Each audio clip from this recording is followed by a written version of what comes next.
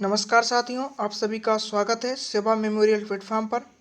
तो दोस्तों, यदि चैनल पर पहली बार आए तो चैनल को सब्सक्राइब कर लें और बेल आइकन पर क्लिक कर लें, जिससे कि मेरे क्लास के नोटिफिकेशन आपको मिलते रहें।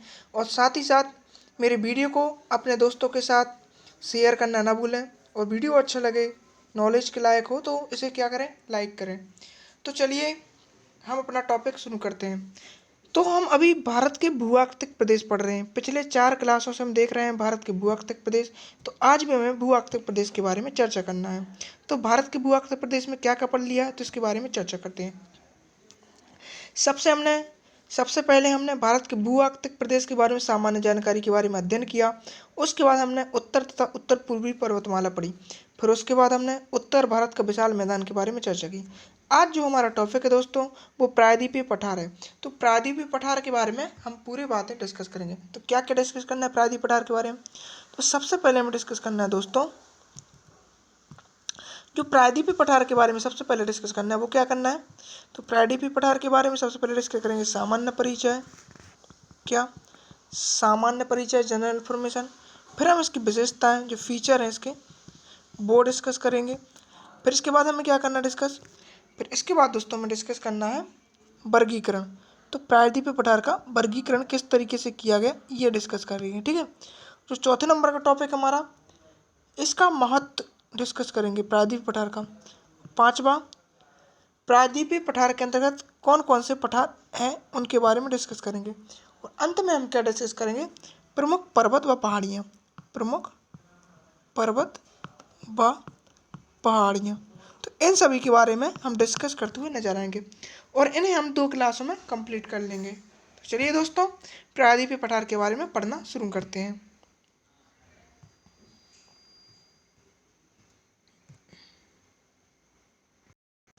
चलिए तो दोस्तों, प्रायद्वीपीय पठार के बारे में पढ़ना स्टार्ट करते हैं। तो आज का हमारा टॉपिक क्या है, प्रायद्वीपीय पठार।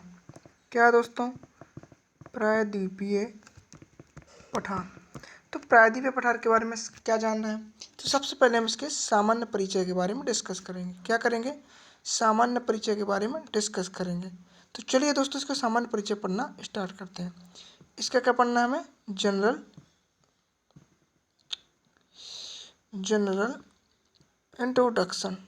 क्या पढ़ना है, जनरल इंट्रोडक्शन। तो क्या है इस जनरल इंट्रोडक्शन में, सबसे पहले हम इसकी अवस्थिति के बारे में बात करते हैं। तो इसकी अवस्थिति क्या है दोस्तों, तो यदि अवस्थिति देखी जाए दोस्तों, तो इसकी अवस्थिति दोस्तों उत्तर के विशाल मैदान के दक्षिण में। कहाँ पर, उत्तर की। हम मैप के सहारे समझ सकते हैं। जैसे कुछ इस तरीके से हमारा ये प्रायद्वीपीय पठार वाला हिस्सा दिखता है। क्या है ये, प्रायद्वीपीय पठार। ठीक है। और ये क्या है, उत्तर का मैदान, उत्तर का मैदान। ठीक है। और हमें यहाँ पर पश्चिमी तट देखने के लिए मिलता है। क्या मिलता है, पश्चिमी घाट और ये पूर्वी घाट। तो क्या कह सकते हैं हम कि उत्तर के विशाल मैदान के दक्षिण में तथा पश्चिम घाट के पूर्व में तथा पूर्वी घाट के पश्चिम में स्थित 3 ओर से पानी से घिरा हुआ भाग। कैसे कह सकते हैं, पानी, 3 ओर से पानी से घिरा हुआ भाग। तो नीचे देखते हैं दोस्तों, तो हमें हिंद महासागर, क्या, हिंद महासागर देखने के लिए मिलता है। और जो पश्चिमी घाट है, तो पश्चिमी घाट की तरफ अरब सागर, क्या मिलता है, अरब सागर मिलता है। और यदि हम पूर्वी घाट की तरफ कहें तो बंगाल की खाड़ी, क्या, बंगाल की खाड़ी देखने के लिए मिलती है। इस आधार पे हम कह सकते हैं कि जो प्रायद्वीपीय पठार है वो उत्तर के मैदान के दक्षिण में, पश्चिमी घाट के पूर्व में, पूर्वी घाट के पश्चिम में तथा 3 ओर से घिरा हुआ, 3 ओर से जल से घिरा हुआ प्रायद्वीपीय पठार एक है, भूभाग है। तो इसकी स्थिति में क्या कहेंगे कि उत्तर के मैदान के दक्षिण में, उत्तर के मैदान के दक्षिण में, पूर्वी घाट के पश्चिम में तथा पश्चिमी घाट के पूर्व में तीन ओर से जल से घिरा भूभाग। तो इस तरीके से हम प्रायद्वीपीय पठार की अवस्थिति के बारे में जानते हैं। इसके बाद हमें इसका विस्तार कितना है, तो इसके विस्तार की यदि बात करें दोस्तों, तो इसका कुल टोटल विस्तार है दोस्तों कितना, 16 लाख वर्ग किलोमीटर। कितना है दोस्तों, 16 लाख वर्ग किलोमीटर इसका विस्तार है। तो यहाँ पर हम नोट डाउन कर लेते हैं, 16 लाख वर्ग किलोमीटर इसका क्या है, विस्तार हमें देखने के लिए मिलता है। क्या मिलता है देखने के लिए, विस्तार। तो ये हमारा विस्तार भी हो गया दोस्तों। अब हमें इसके बारे में चर्चा करनी है कि यह किसका हिस्सा है और इसका निर्माण कैसे हुआ है। तो हम इसका निर्माण की बात करते हैं। क्या बात करते हैं, निर्माण की बात करते हैं। तो इसका निर्माण कैसे हुआ है, तो दोस्तों हम आपको बता दें दोस्तों कि यह गोंडवाना लैंड का हिस्सा है। किसका हिस्सा है, हिस्सा गोंडवाना लैंड का। किसका, गोंडवाना लैंड का, गोंडवाना लैंड का हिस्सा है। ठीक है। और जो इसका निर्माण है यहाँ हुआ है, इसका निर्माण कैसे हुआ, यहाँ पे क्या हुआ, ज्वालामुखी उद्भेदन, ज्वालामुखी विस्फोट हुआ। ज्वालामुखी विस्फोट से क्या हुआ, लावा, क्या हुआ, लावा निकला। और इस लावा की जो राख है, राख ये उड़कर कहाँ पे आई, उड़कर ये काली मिट्टी का निर्माण की। किसका निर्माण की, काली मिट्टी।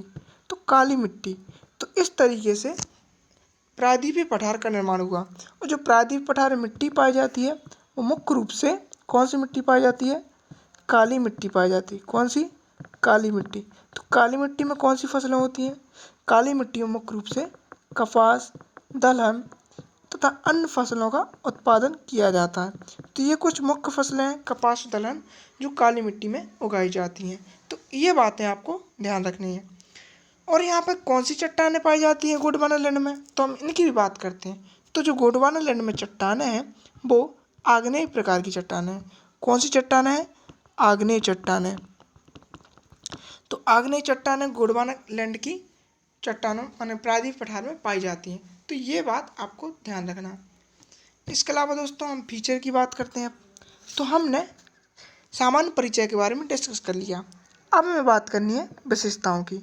तो हम इसके विशेषताओं की बात करते हैं, जो इसके फीचर हैं उनकी बात करते हैं।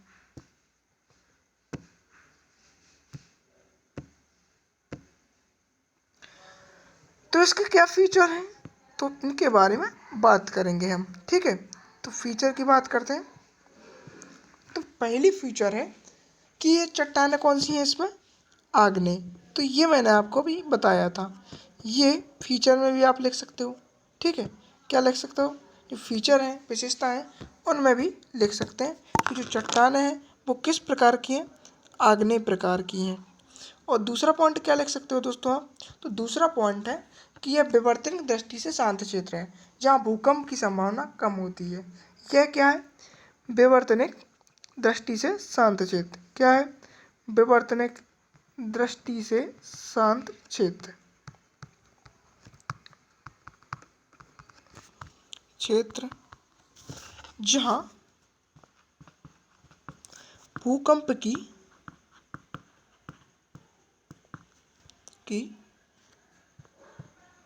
कम संभावना। आज दोस्तों पेन मिस्टेक कर रहा है, इस वजह से क्लास सही तरीके से नहीं हो पा रही है, तो थोड़ा आप मैनेज कर लीजिएगा। हाँ, कम होती है, इसलिए आप क्या करें, मेरे शब्दों पर ध्यान दें कि मैं क्या बोल रहा हूँ, लिखने पर कम ध्यान देना, क्योंकि आज थोड़ा पेन में डिस्टर्ब चल रहा है। इस वजह से आप मेरे शब्दों पर ध्यान दें कि मैं क्या बोल रहा हूँ। तो इसको आप क्या करें, नोट डाउन करते जाइएगा। यदि आपको समझ में नहीं आता तो नोट डाउन करते जाइएगा। अब यहाँ पर और क्या फीचर है, तो यहाँ पे यदि फ्यूचर की बात करें दोस्तों, तो यहाँ पे कुछ पठार भी हैं, पर्वत भी हैं, नदियाँ भी हैं। तो इनके बारे में भी डिस्कस कर लेते हैं। तो यहाँ पर कौन कौन से पठार हैं, यदि पठार की बात करें दोस्तों, तो यहाँ पर दोस्तों हमें पहला तो मालवा का पठार देखने के लिए मिलता है। दूसरा पठार कौन सा है, दक्कन का पठार, तो ये सभी इसी के भूभाग के अंतर्गत आते हैं। शिलांग का पठार, तो शिलांग का पठार कहाँ पर है? मेघालय में है। कहाँ पर? मेघालय। तो इससे स्पष्ट होता है कि जो प्रायद्वीपीय पठार है ये पूर्वी भाग का भी हिस्सा है। जो प्रायद्वीपीय पठार का हिस्सा है वो पूर्वी भाग में भी फैला हुआ है। इसके अलावा कर्नाटक में तो प्रायद्वीपीय पठार का हिस्सा दक्षिण में भी फैला हुआ है। दंडकारण्य का पठार, दंडकारण्य का पठार, और क्या देखने के लिए मिलता है हमें? रॉयल सीमा का पठार। तो ये सभी पठार हमें इसके अंतर्गत देखने के लिए मिलते हैं। अब हमें बात करनी है दोस्तों, कुछ पर्वत व पहाड़ियाँ हैं, तो पर्वत व पहाड़ियों के बारे में जान लेते हैं। तो पर्वत की बात करें तो यहाँ पर हमें विंध्याचल पर्वतमाला देखने के लिए मिलती है। क्या मिलती है? विंध्याचल पर्वतमाला। तो विंध्याचल पर्वतमाला ये कहाँ पर है?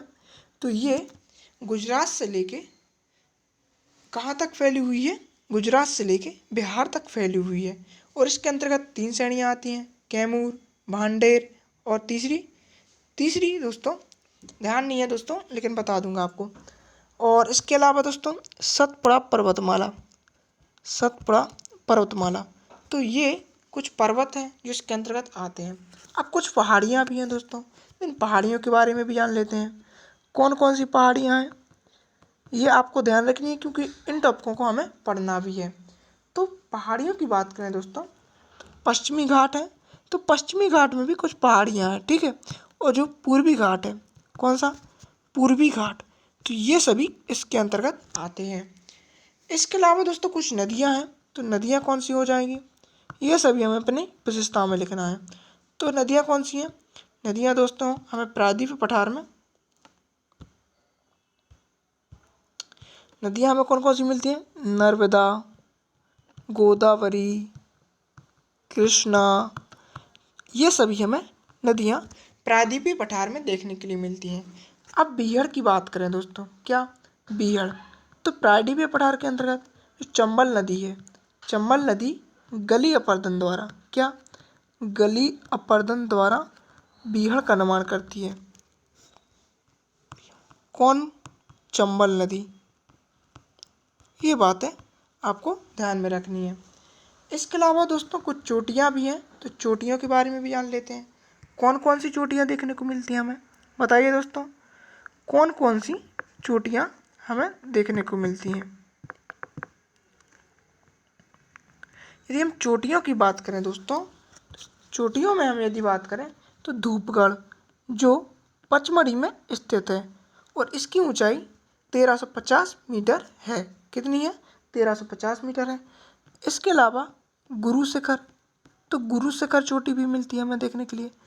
इसके अलावा अनाईमुड़ी जो पश्चिमी घाट की सबसे बड़ी चोटी है, ठीक है। तो ये सभी चोटियाँ आपको ध्यान रखनी है।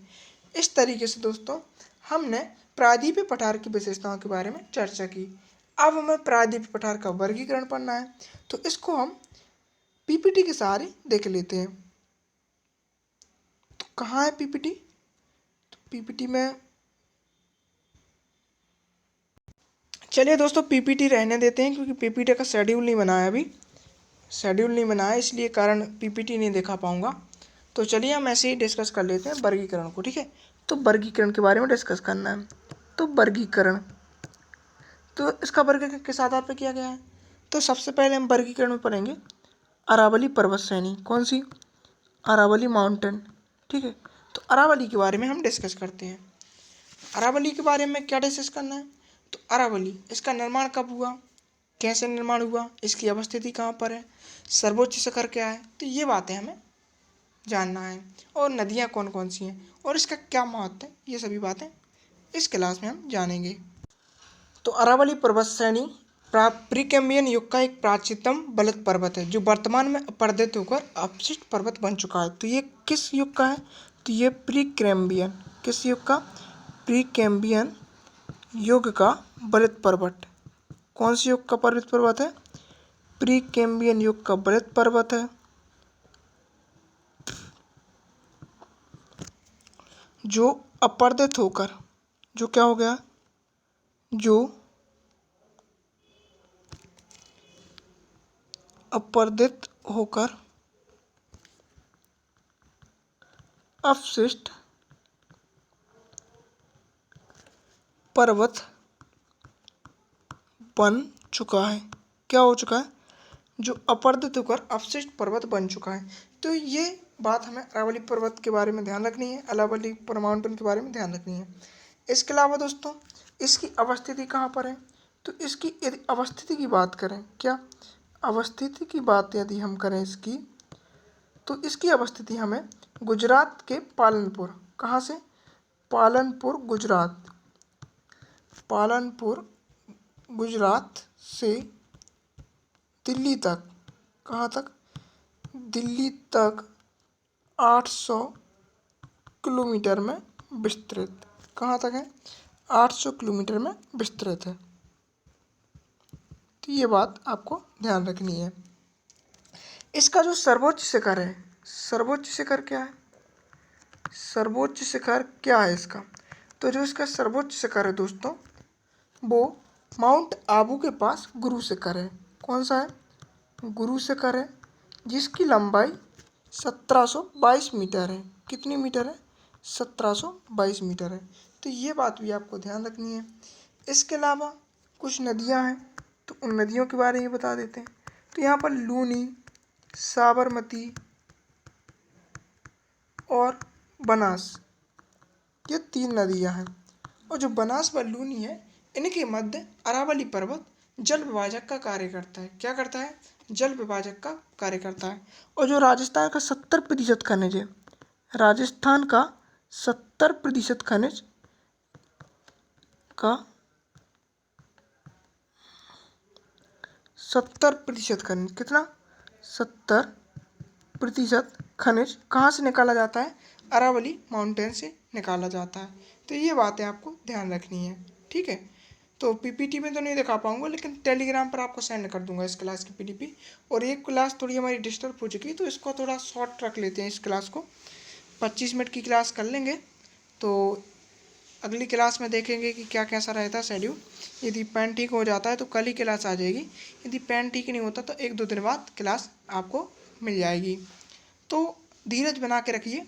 आपका जो जियोग्राफी कोर्स है ये लगभग 2 महीने में कंप्लीट कर दिया जाएगा। इसमें आपका इंडियन और वर्ल्ड दोनों जियोग्राफी को कंप्लीट कर दिया जाएगा। आपकी इंडियन जियोग्राफी लगभग 25 क्लास में कंप्लीट हो जाएगी। तो आप धीरज बना के रखिए। तो अब हमें बात करनी है विंध्याचल पर्वत श्रेणी। कौन सी श्रेणी? विंध्याचल पर्वत श्रेणी। तो हम विंध्याचल पर्वत श्रेणी की बात करते हैं। विंध्याचल पर्वत श्रेणी, तो इसकी बात करें दोस्तों, तो ये कहाँ पर है दोस्तों? तो ये भी इसकी अवस्थिति बात करें, जो अवस्थिति है, यदि हम इसकी अवस्थिति की बात करते हैं दोस्तों, तो इसके अंतर्गत 3 श्रेणियां हैं। कौन कौन सी? विंध्य, कैमूर और भांडेर। जो कहाँ से लेकर कहाँ तक फैली है? गुजरात से लेकर बिहार तक। कहाँ तक? बिहार तक इनका क्या है? विस्तार है। इसका निर्माण कैसे हुआ है? निर्माण कैसे हुआ है इन श्रेणियों का? तो भ्रंश के रूप में इनका निर्माण हुआ। क्या हुआ? भ्रंशोत्थ पर्वत के रूप में हुआ, ठीक है। तो जो इनका निर्माण हुआ है वो भ्रंशोत्थ पर्वत के रूप में हुआ है। और यह भी क्या है? एक अपशिष्ट पर्वत है। क्या है? अपशिष्ट पर्वत है। यह भी क्या बन चुका है? अपरदित होकर एक अपशिष्ट पर्वत बन चुका है। तो ये बात आपको ध्यान रखनी है। अब जो इसका दोस्तों सर्वोच्च शिखर है, सर्वोच्च शिखर कौन सा है बताइए दोस्तों? इसका जो सर्वोच्च शिखर है वो कौन सा है? तो जो इसका सर्वोच्च शिखर है दोस्तों वो गुडविल पीक। क्या है? गुडविल पीक, या कहें सद्भावना चोटी, सद्भावना शिखर। और जिसकी लंबाई है 752 मीटर बताई जाती है। तो ये बातें आपको ध्यान करनी है। ये क्या होता है? तो ये हिमालय व प्रायद्वीपीय नदियों के मध्य जल विभाजक का कार्य करता है। क्या करता है?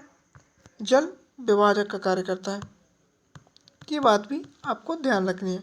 इसके अलावा दोस्तों उत्तर व दक्षिण भारत के मध्य विभाजन, उत्तर व दक्षिण भारत के मध्य विभाजक का कार्य करता है। ये बातें भी आपको ध्यान रखनी है। ये सभी आपको लिखना है दोस्तों। इस तरीके से दोस्तों हमने अरावली माउंटेन को भी कंप्लीट कर लिया। तो दोस्तों क्लास थोड़ी डिस्टर्ब जा रही है तो हम क्लास को यहीं पर रोकते हैं। कल हम इस क्लास को कंटिन्यू करेंगे और कल की क्लास में हम सतपुड़ा माउंटेन, पश्चिमी घाट और पूर्वी घाट के बारे में चर्चा करेंगे। तो ये क्लास थोड़ा आगे बढ़ जाएगी। अभी हम सोच रहे थे कि 2 क्लासों में इसको कंप्लीट करवा देंगे, लेकिन अब ये 3 क्लासों में कंप्लीट होगी। तो 8 या 9 क्लासें लग जाएंगी और इसके बाद हमारा जो क्या कहते हैं भारत का भूआर्थिक प्रदेश है ये कंप्लीट हो जाएगा। उसके बाद हम बात करेंगे भारत की नदियों का। तो चलिए दोस्तों, यदि चैनल पर पहली बार है तो चैनल को सब्सक्राइब कर लें और बेल आइकन पर क्लिक कर लें, जिससे कि आपको नोटिफिकेशन मिलता रहे मेरी क्लास का। और यदि वीडियो अच्छा लगा हो तो वीडियो को लाइक करें और अपने फ्रेंड के साथ क्या करें, शेयर करें। अपना जो फ्रेंड सर्कल है और जो ग्रुप व्हाट्सएप पे होते हैं इन सभी पर शेयर कर दें। थैंक यू दोस्तों।